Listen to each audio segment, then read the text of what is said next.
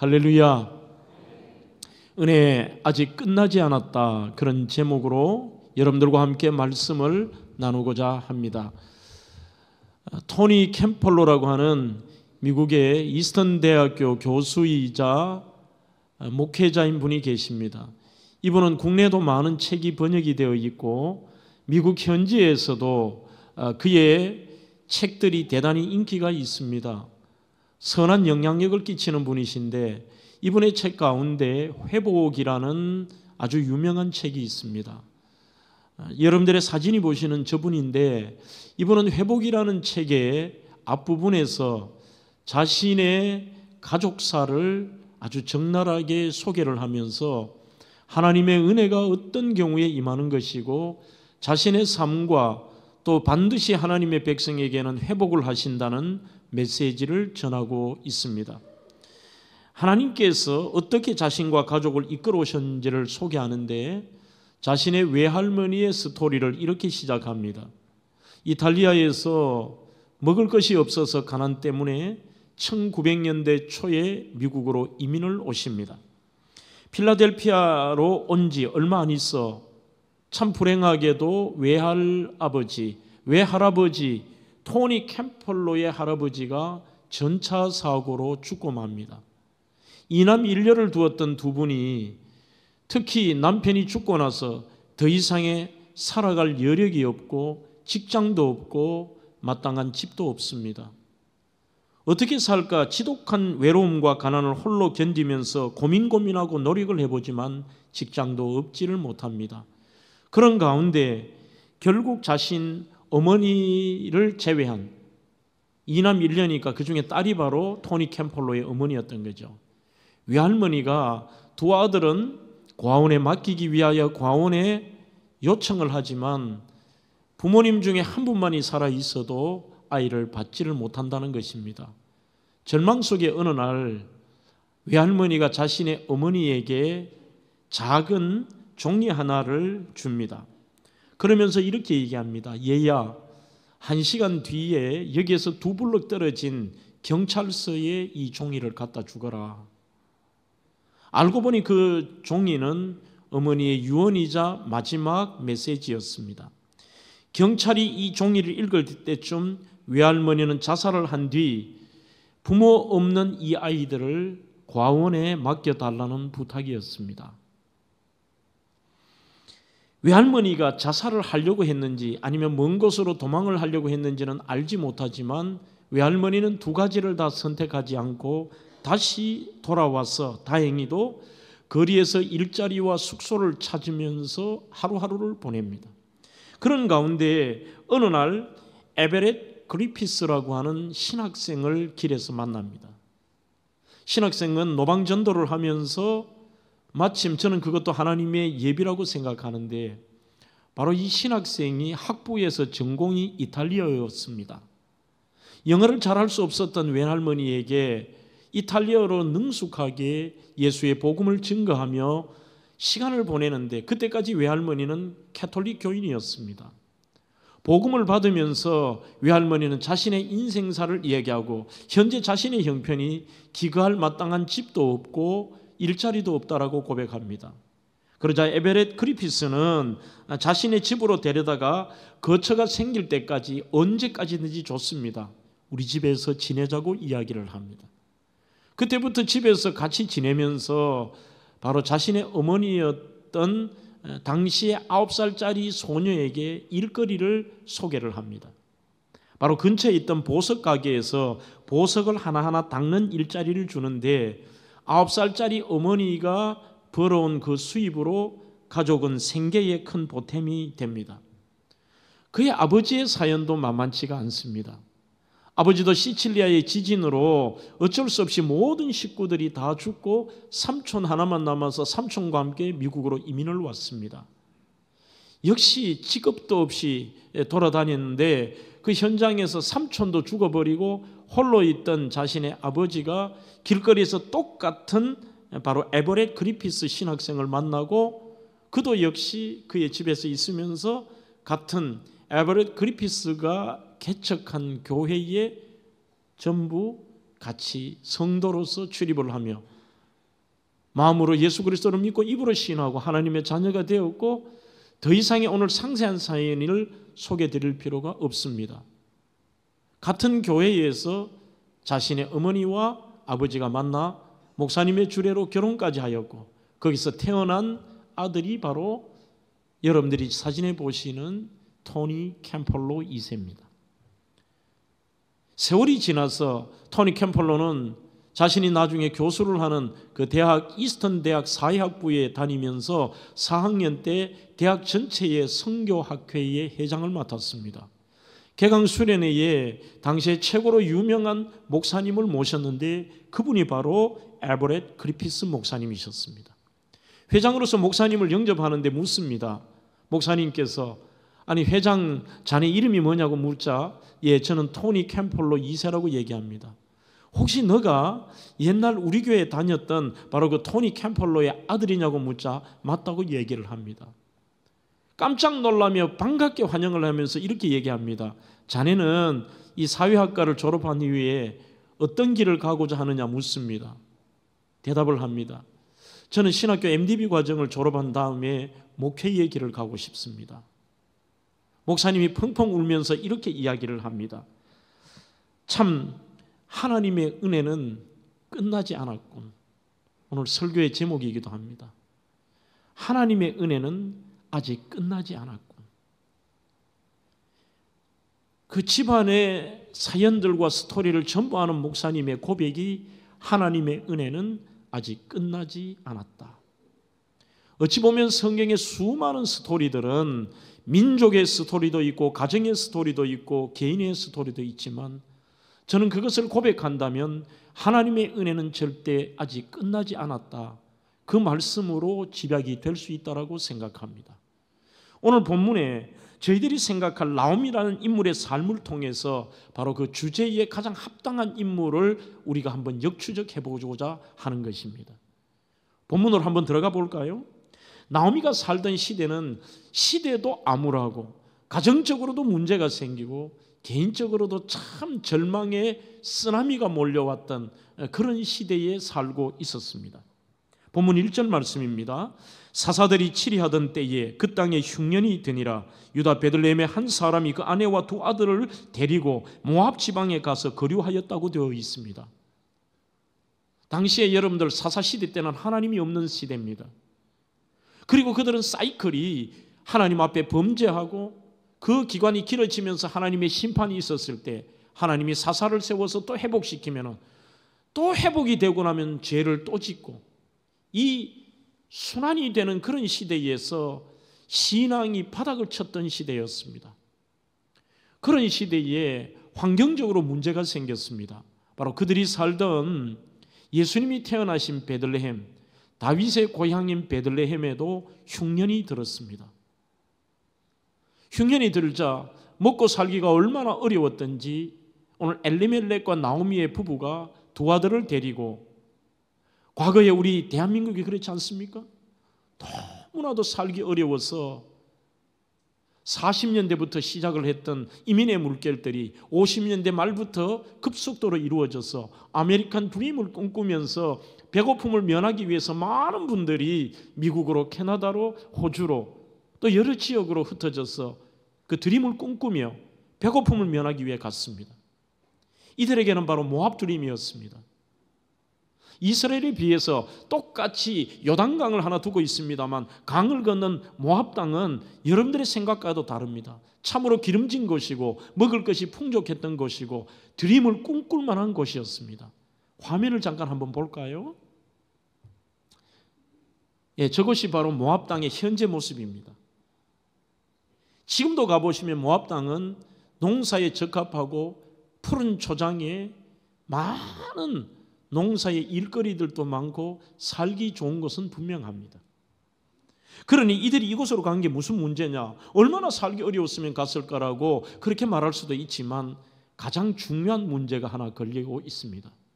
신앙의 문제입니다. 오히려 대한민국의 아메리칸 드림은 반대입니다. 한국에서 불교나 유교나 어떤 종교가 있을지라도 미국 땅에 가면 전부 교회에 나옵니다. 이유는 이 교회 공동체를 통하여서 거기에 가야 정보를 얻습니다. 거기에 가야 한국인들을 만납니다. 그곳에 가야 이들이 한국 음식을 먹을 수가 있습니다. 그곳에서 외로움을 달랠 수가 있기 때문에 누구든지 미국 땅을 가면 전부 교회를 찾아가고 그들이 신앙을 가질 경우가 참 많죠. 하지만 당시에 모압 땅으로 간다는 것은 그 반대입니다. 하나님의 백성들이 이방 땅으로 간다는 것은 단순하게 삶의 터전을 옮겨서 오늘 경제적인 문제를 해결하는 것이 아니라 그곳에 섬기는 우상을 섬길 수밖에 없습니다. 우상을 섬기지 않으면 그 공동체에 들어갈 수가 없는 것이죠. 그러니 종교 혼합주의가 일어나는 것입니다. 마음으로는 하나님을 믿으면서도 그들의 삶 속에서는 바로 자기가 갔던 동네의 우상을 섬겨야 되는 이런 지경에 놓이는 것입니다. 한마디로 그들은 삶의 경제적인 어려움 때문에 신앙의 편지를 가지고 이동을 했습니다. 아버지는 엘리멜렉이었고 어머니는 나오미였고, 어찌 보면 제가 지금 방금 서론에서 언급한 토니 캠펄러와 비슷한 부분들이 참 많습니다. 가자 얼마 있지 않아서 남편인 엘리멜렉이 어떤 사유인지는 모르지만 죽어버렸습니다. 세월은 10여 년이 보냈습니다. 여기서 말론과 기련이라고 이름까지 밝히고 있습니다. 상징적인 게 아니라 실제 사건이라는 것입니다. 말론이라는 뜻은 희한하게도 어릴 때부터 아마 몸이 병약했든지 문제가 있든지 이름 자체가 질병이라는 뜻입니다. 연약하다는 뜻을 가지고 있습니다. 기련이라는 뜻은 잃어버린다는 뜻을 가지고 있습니다. 큰아들도 잃어버렸습니다. 둘째 아들도 죽었습니다. 5절에 말론과 기련 두 사람이 다 죽고 그 여인은 두 아들과 남편 뒤에 남았다라고 되어 있습니다. 여기에 인생의 엄청난 쓰나미 속에서 오늘 여인에게 들린 한 소리가 있습니다. 10여 년의 세월이 지나고 남편이 잃고 두 자녀 잃고 삶의 절망 속에 고통에 있던 한 여인에게 고향 땅의 이야기가 들립니다. 하지만 그곳에서 흉년이 이제 면하고 그곳에서도 추수의 계절이 왔고 먹을 것이 있다라는 뜻보다는 오늘 최초로 여기에서 전체 등장하지 않는 여호와라는 단어를 이렇게 쓰고 있습니다. 여호와께서 하나님에 대해서 주목하면 하나님의 이야기를 듣습니다. 하나님이 그 지역을 회복시켰다는 이야기를 들으면서 나오미가 결단을 합니다. 자신의 삶의 두 번째의 터전을 버리고 다시 고향 땅으로 돌아가자. 이것은 자기가 그곳으로 이제 인생 말년에 다시 고향 땅에서 죽고 싶다, 그것도 아닙니다. 친척을 만나고 싶다는 것도 아닙니다. 가면은 엄청난 더 고통이 있습니다. 사람들이 수군거릴 것입니다. 삶의 터전도 없습니다. 밭도 하나도 없습니다. 여러분들이 룻기를 아시겠습니다만 결국 가서 그들이 할 수 있는 것은 며느리 룻이 남의 밭에 가서 이삭 주워서 먹어 살 수밖에 없는 비참한 인생입니다. 지금보다도 훨씬 더 못하지만 오늘 여호와께서 그 땅을 다시 한번 삶에 먹을 것을 주셨고 하나님께 그가 집중하기 시작합니다. 오늘 여러분들 이 본문은 바로 그가 그 결단으로 다시 고향 땅으로 돌아가겠다는 결단한 그 다음의 스토리가 오늘 본문입니다. 자기가 고향을 돌아가겠다고 하니까 처음에는 며느리 두 사람이 같이 따라가려고 합니다. 이것은 아니라는 것을 압니다. 며느리에게 진심 어린 이야기를 합니다. 며느리야, 같이 갈 수가 없다. 너희들의 인생은 참 비참한 것이야. 당시에는 형수 취수법이라고 하는 고대 법이 있습니다. 큰아들이 죽으면 형수를 시동생이 거두어 드리게 되어 있습니다. 아내로 거두어 드리고 또 죽으면 그 다음에 시동생이 거두어 드리는데 시어머니가 본문에서 솔직한 얘기를 하잖아요. 내가 지금 이 나이에 너희들 시동생을 놓을 수 있는 것도 아니고 지금 놓는다고 해서 너희들이 거기에 도움을 받을 수 있는 것도 아니다. 그러니 고향으로 돌아가거라. 너희들은 여기 남으라는 것입니다. 그러자 며느리 한 오르반은 시어머니를 붙잡고 통곡하며 울고 고향으로 돌아갑니다. 하지만 마지막 며느리 한 사람 룻은 이 여인도 늘 들었던 것이죠. 하나님에 대한 이야기. 진짜 신이 누구인가? 이렇게 고백합니다. 저는 끝까지 어머니를 따라가겠습니다. 이유는 하나입니다. 어머니가 믿는 그 하나님 때문입니다. 어머니가 믿는 하나님이 나의 하나님이고 어머니가 죽는 곳이 내가 죽는 곳입니다. 그 말은 끝까지 따라가겠다는 것입니다. 오늘 본문의 끝부분은 이렇게 마감을 합니다. 소리 높여 다시 울고 오르바는 시어머니에게 입 맞추고 가지만 룻은 그를 붙잡는 것으로 끝이 납니다. 사랑하는 성도 여러분, 우리는 이 스토리를 통하여 하나님의 은혜의 물줄기와 그분의 우리를 향한 은혜는 절대로 끝이 나지 않는다는 메시지를 우리에게 보여주시고 그렇게 말씀하고 계십니다. 자, 그렇다면 우리 모두가 하나님의 은혜를 경험하기 위해 어떤 것이 중요하느냐? 가장 먼저 함께 생각할 것은 인생의 쓰나미 속에서도 하나님의 은혜를 임하기를 원하는 분들은 무엇을 듣느냐, 무엇을 선택하느냐, 누구를 찾느냐와 같은 이러한 것들이 대단히 중요합니다. 그 중에서도 가장 중요한 것이 여러분들이 무엇을 듣느냐가 중요합니다. 본문 6절입니다. 그 여인이 모압 지방에서 여호와께서 자기 백성을 돌보시사 그들에게 양식 주셨다함을 듣고 이에 두 며느리와 함께 일어나 모압 지방에서 돌아오려고 했다고 되어 있습니다. 절망 속에는 그냥 보면 아무것도 보이지 않습니다. 그리고 아무 소리도 들리지가 않습니다. 시간이 지나면 절망의 상황이 보이고 오히려 절망의 소리가 들리고 안 좋은 소리만이 들립니다. 그 절망의 소리, 사탄의 소리가 커집니다. 어떤 문제 앞에서는 두 가지 소리가 있습니다. 하나는 하나님의 소리가 있고 두 번째는 사탄의 소리가 있습니다. 희한하게도 하나님의 소리는 잘 들리지가 않습니다. 하지만 사람의 소리와 사탄의 소리는 얼마나 잘 들리는지요. 절망의 시작부터 끝없는 하나님의 소리는 계속되고 하나님의 그 은혜의 소리는 들리지만 잘 듣지 않는다는 특징을 가지고 있습니다. 옥성성 목사의 그 룻기 강해를 제가 읽으면서 한 단어가 제 마음에 와닿았습니다. 하나님의 소리를 그분은 하나님의 발자국 소리라고 이렇게 표현을 했습니다. 이해가 잘 안 가시면 어릴 때에 어머니의 말씀을 한번 기억해 보시죠. 아이들이 막 놀다가 보면 밖에서 들어오시는 아버지의 인기척을 느끼지 못할 때가 많습니다. 하지만 그때 어머니가 이렇게 얘기합니다. 아버지 발소리가 들린다. 빨리 정리하고 아버지 맞이할 준비하라는 것이죠. 잘 안 들립니다.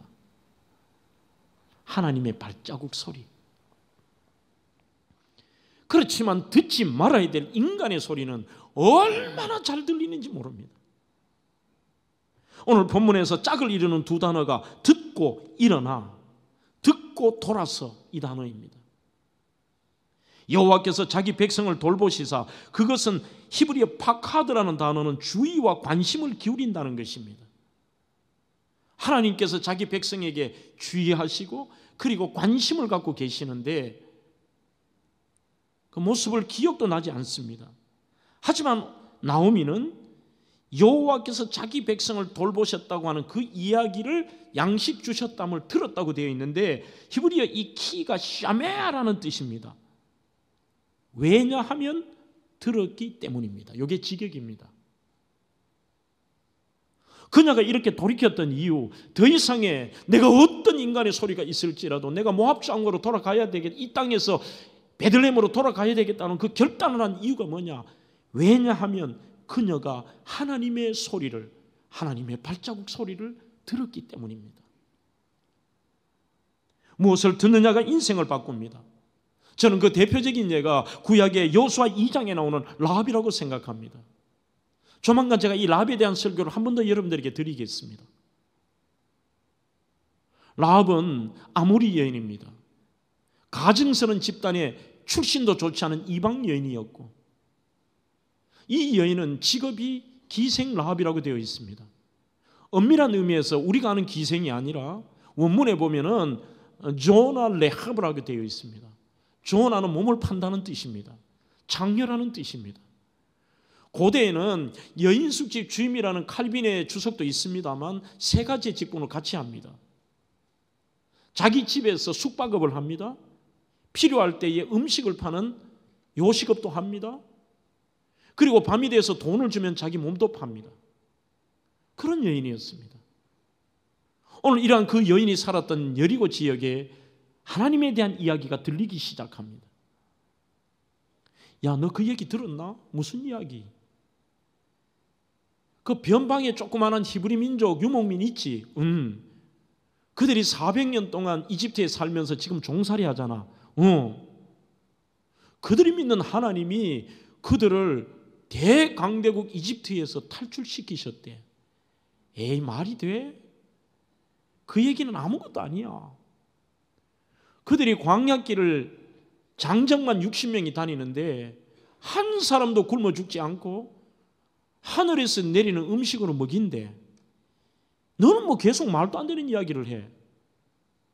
그보다 더한 얘기도 있어. 그들이 야훼가 인도하는 구름과 불 기둥을 따라갔는데 앞에는 홍해 바다요, 뒤에는 이집트 군인이 쫓아오는데 그 야훼 하나님, 그들이 믿는 신이 바다를 갈랐대. 갈수록 더 엉터리 이야기하네. 그거 이해가 안 되면 아모리 무서운 시온과 옥이라는 왕 알지? 잘 싸우잖아. 알지? 전쟁을 한 번도 하지 못한 그들이 그들과 싸워 이겼대. 그래요. 전부 들었습니다. 하나님이 하신 일, 하나님이 어떤 분이신가를 이야기했지만 아무도 듣지 않았습니다. 오히려 가장 천박한 여인 라합만 듣습니다. 이 라합만이 듣고 그것이 믿음은 들음으로 난다고 되어 있습니다. 로마서 10장 17절에도 그러므로 믿음은 들음에서 나며 들음은 그리스도의 말씀으로 말미암았다고 되어 있는데 이 들음이 여인에게 믿음으로 와버린 겁니다. 그래서 정탐꾼이 왔을 때도 자신의 목숨을 내어놓고 오늘 이 정탐꾼을 숨겨줄 수 있었습니다. 결론은 이렇게 됩니다. 그 말씀을 들었다라고 자기도 얘기합니다. 여호수아 2장 11절에 우리가 듣자, 방금 제가 설명드린 대로 다 들었습니다. 혼자 들은 게 아닙니다.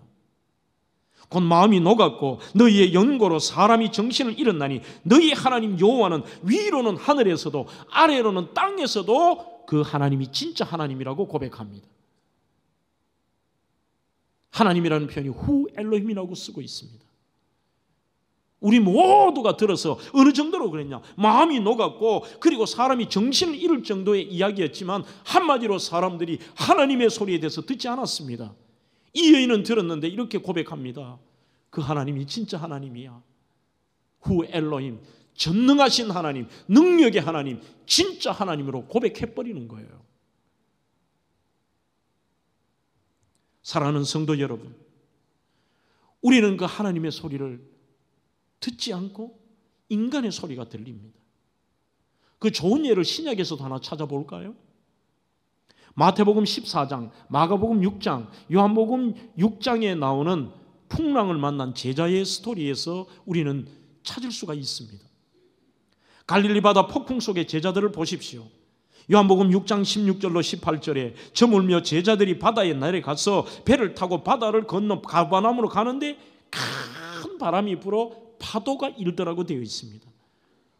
그들은 예수님의 명령 따라 해질녘에 출발했습니다. 지금은 그들이 풍랑을 역풍이 불어서 아무리 노를 져도 앞으로 나아갈 수가 없고 해질녘에 배를 탔던 제자들이 무려 새벽 3시, 4시가 되어도 여전히 배에서 갇혀 뒤집힐 듯 출렁이는 배에 공포와 싸우며 뼈 빠지게 노를 젓고 있는 상황입니다. 여러분들이 그 현장에 있다고 생각해 보십시오.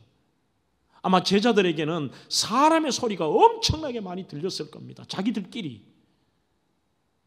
야, 더는 못 버티겠어. 죽겠어. 우리는 여기서 이제 더 이상 살아남지 못할 거야. 거기는 하나님의 소리를 들을 수 없는 것처럼 보입니다. 마태는 그 폭풍의 상황을 이렇게 묘사합니다. 마태복음 14장 24절에서 배가 이미 육지에서 수울이나 떠나서 바람이 거스름으로 물결로 말미암아 고난을 당하더라고 말씀하고 있습니다. 자, 그러면 사람의 소리는 이런 겁니다. 야, 큰일 났다. 끝장이다. 다시 돌아가기도 멀다.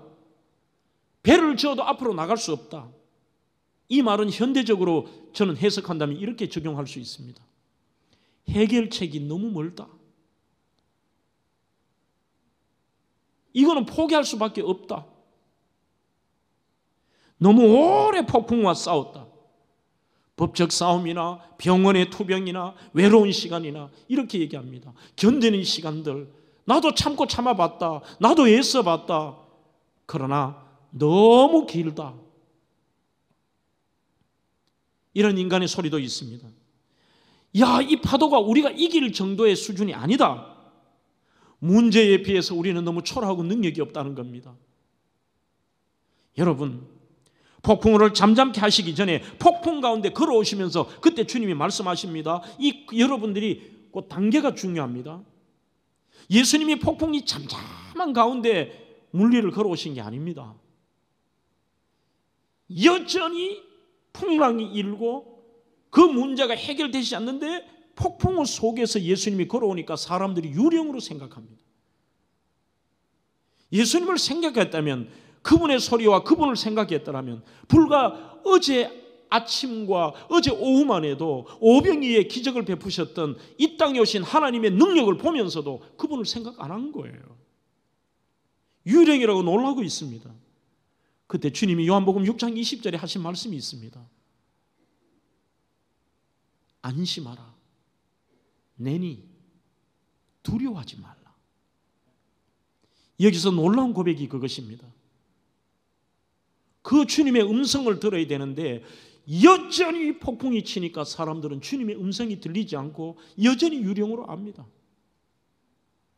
여기서 주님께서 안심하라 내니라고 하는 표현이 헬라어 표현에는 에고에임이라는 표현입니다. 그것이 구약 성경 출애굽기 3장 14절에도 나옵니다. I am that I am. 나는 스스로 있는 자니라. 하나님이시라는 뜻입니다. 어제 저녁에, 어제 낮에 함께했던 너의 눈앞에 있는 내가 이 땅에 온 하나님이다.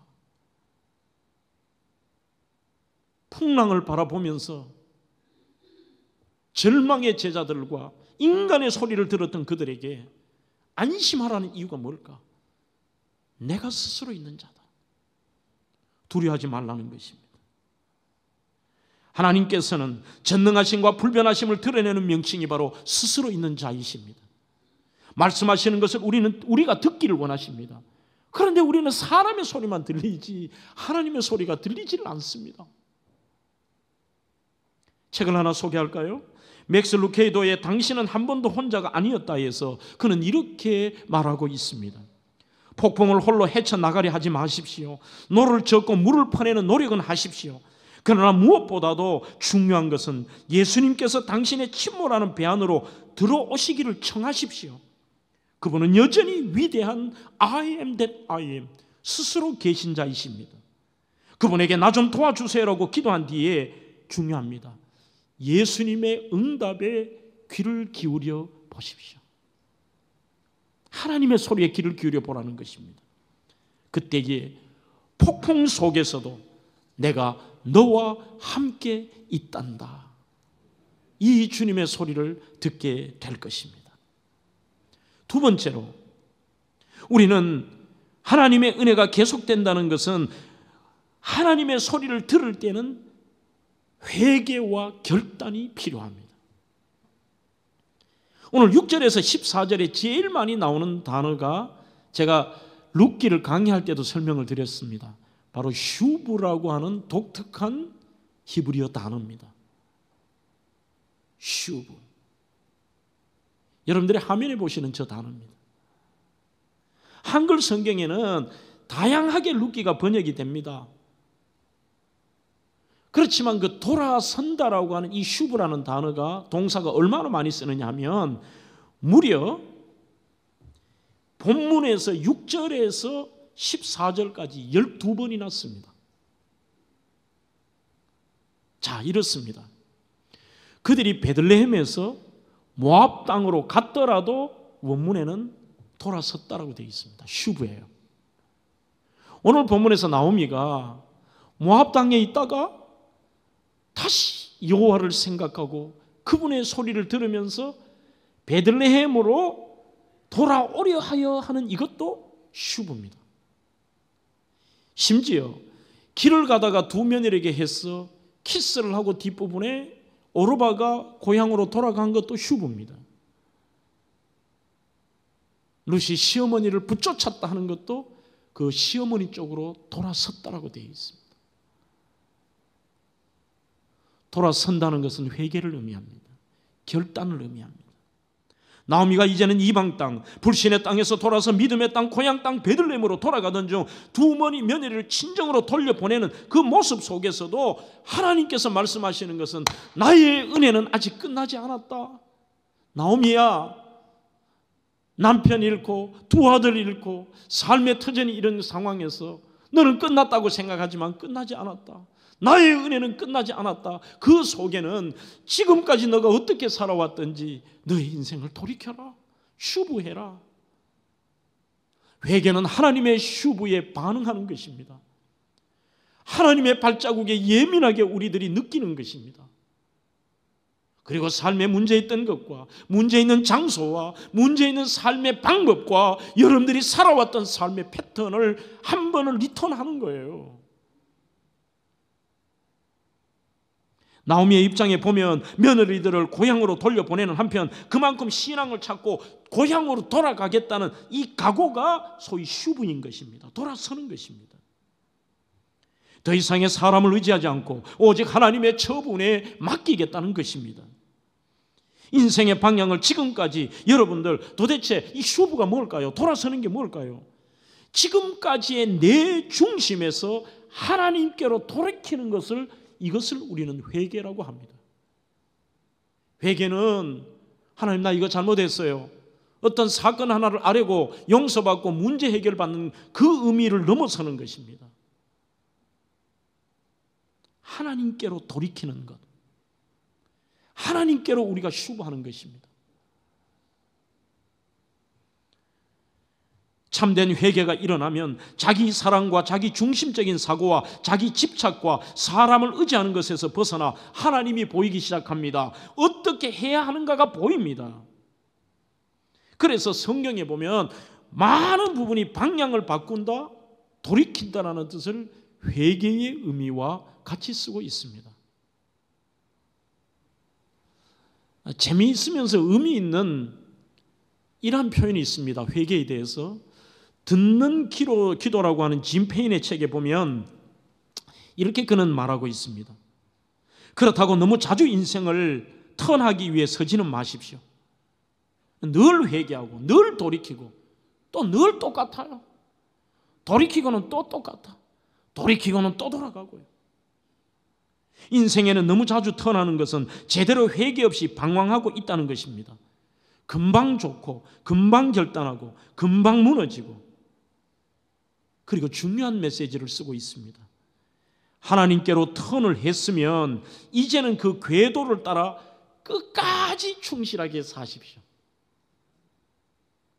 한 번 궤도를 수정했다면 끝까지 충실하게 그 길을 가는 거예요. 나오미가 여기 갔다가 이제 다시 나 베들레헴 갔는데 또 흉년을 맞이했다 해서 또 모압으로 갈까요? 이제는 끝까지 하나님께로 돌이키는 이 돌이킴이 있었다면 거기에서부터 궤도를 따라 하나님의 정하심과 하나님의 뜻하심의 그 길들을 끝까지 충실히 하는 것입니다. 고향으로 돌아가는 나오미, 비록 모든 것을 잃었습니다. 자존심도 상합니다. 놀림의 부끄러움의 대상이 됩니다. 당연합니다. 실지 이 룻기의 뒤에 가보시죠. 사람들이 수군거립니다. 이야, 신앙 버리고 지 혼자 잘 먹고 잘 살려고 저 모압 땅으로 갔던 모압 드림 꿈꿨던 나오미가 왔단다. 동네가 난리가 났습니다. 화제거리가 되었습니다. 자기도 알고 있습니다. 가면 이런 소리를 들을 것을. 신랑 죽었단다. 나오미는 신랑 잡아먹고 자식 다 잡아먹은 인간이다. 여기 왜 돌아왔는지 모르겠어. 거기서 10년이나 살아놓고 뭐 할 게 있다고. 야, 그 얘기 들었나? 혹까지 하나 붙이고 왔단다. 아들 죽었는데 며느리는 뭐하러 데리고 온다 말이고. 제가 오늘 이것을 좀 디테일하게 상세하게 이런 이야기를 한 이유가 있습니다. 많은 사람들이 돌이키고도 방금 제가 했던 이러한 쓸데없는 이야기와 사람들의 이야기의 소리가 너무 크게 들립니다. 그래서 거기에서 또 상처받아 버리고 잘못된 길이라고 포기해 버리고 숨어 버립니다. 다시 돌아갑니다. 사람의 소리, 오늘 그것이 중요한 게 아닙니다. 하나님의 소리죠. 하나님의 신발 소리. 베들레헴으로 다시 돌아가는 길은 정말 좁은 길이었습니다. 수근수근하고 사람들의 소리뿐만이 아닙니다. 가족도 없습니다. 터전도 없습니다. 하지만 그가 떠나왔던 모압은 남편의 무덤이 있습니다. 두 아들의 무덤이 있습니다. 10년간 살아왔던 자기가 거기에서 흘러보낸 땀과 눈물이 낀 터전이 있고 그래도 먹고 살만한 곳입니다. 그것을 감수하고라도 내가 신앙을 저버린 것을 회개하며 오늘 그는 하나님의 신발 소리에 반응하여 돌아서고 어떤 사람의 소리도 내가 듣지 않겠다. 상처받지 않겠다. 사랑하는 성도 여러분, 절대로 사람의 소리에 상처받지 마십시오. 여러분들이 다시 한번 일어서려고 하며 하나님의 은혜를 갈망하면서도 그 사람의 소리 때문에 상처받고 사람의 소리 때문에 포기하고 사람의 소리 때문에 절망하는 것, 이거는 아니에요. 이거는 아니에요.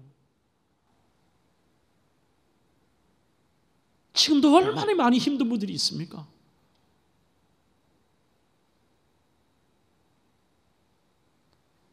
잘 들리지 않는, 분명히 계시지만 잘 들리지 않는 하나님의 신발 소리를 들으려고 거기에 집중하면서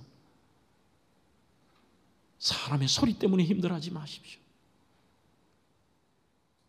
반드시 오늘 그 과정을 겪은 다음에는 하나님이 예비하신 축복의 세 가지가 나타납니다. 사람의 복이 많습니다. 그래서 그 땅에서 누구도 기대하지 못했던 하나님은 보여스라고 하는 유력자를 준비해 주셨고 때를 준비하셨습니다. 뒤편을 한번 집에 가서 읽어보십시오. 그들이 결단하고 돌아갔을 때 계획하고 간 것도 아닙니다. 그런데 마침 볼이 추수 시작할 때입니다. 하나님이 공기시질 않습니다. 장소에 복을 줍니다.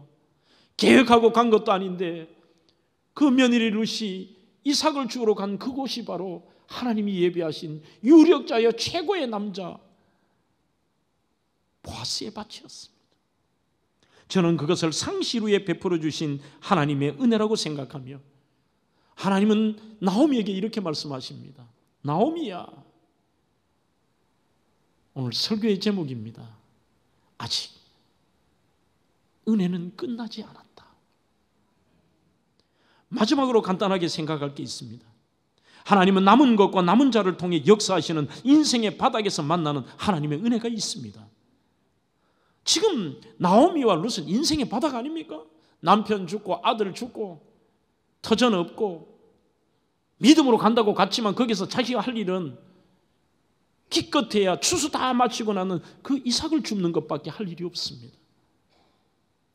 룻기 1장에서 여러분들이 계속 읽으시면 온통 없는 것밖에 여러분들의 머리에 남은 게 없습니다. 남편 없습니다. 두 아들 없습니다. 돈 없습니다. 자존심 이제는 없습니다. 10년의 이 모든 것들 나이도 잃었습니다. 하지만 그리스도인이라면 반대로 생각해 보시죠. 조금만 다시 성경을 읽어보면 하나님이 하시는 일들은 전부 남은 것과 남겨놓은 자에게 있습니다. 남편이 죽었을 때 두 아들이 남았습니다. 하나들이 죽었을 때 또 하나들이 남았습니다.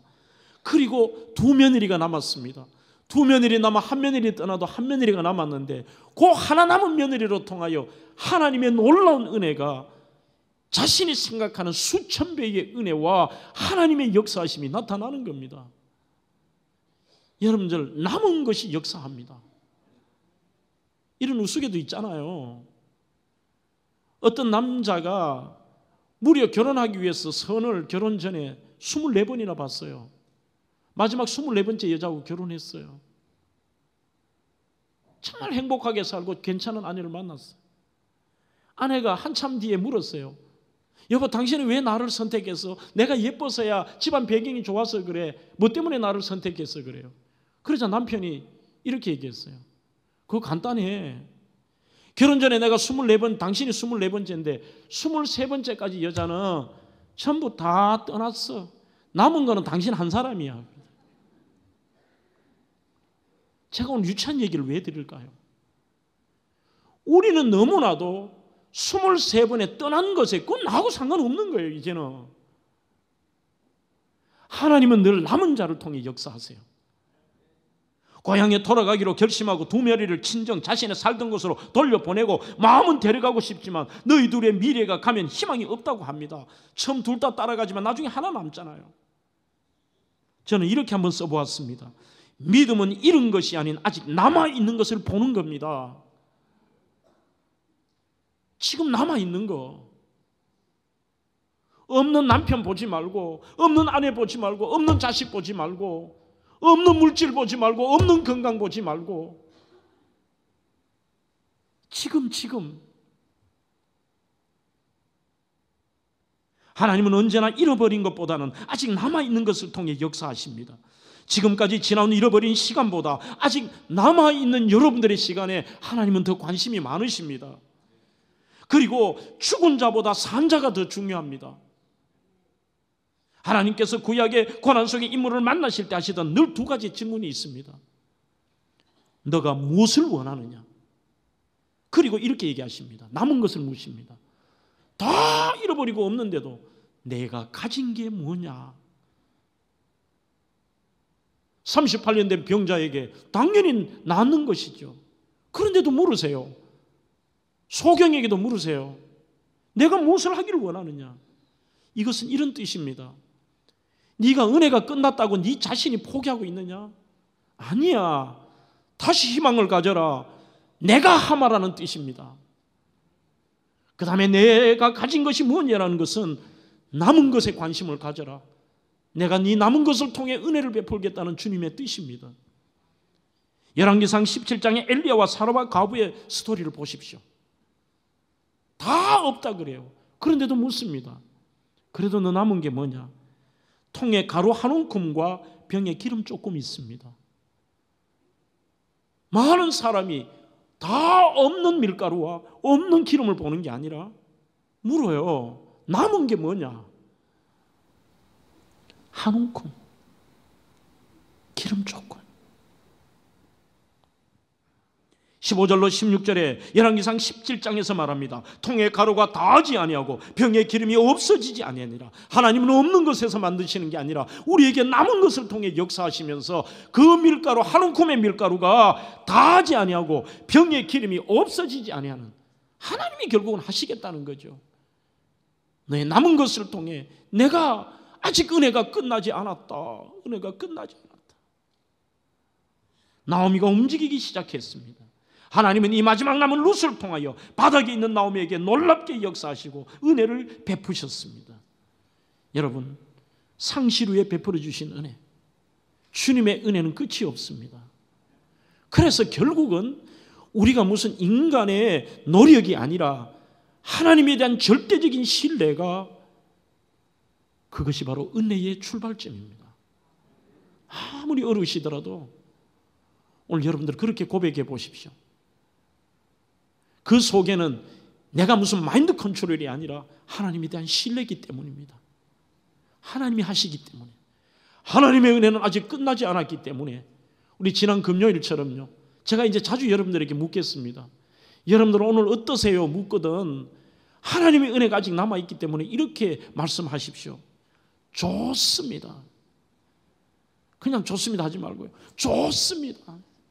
좋습니다. 좋습니다. 좋습니다. 좋습니다. 우리 한번 해볼까요? 여러분 오늘 어떠세요?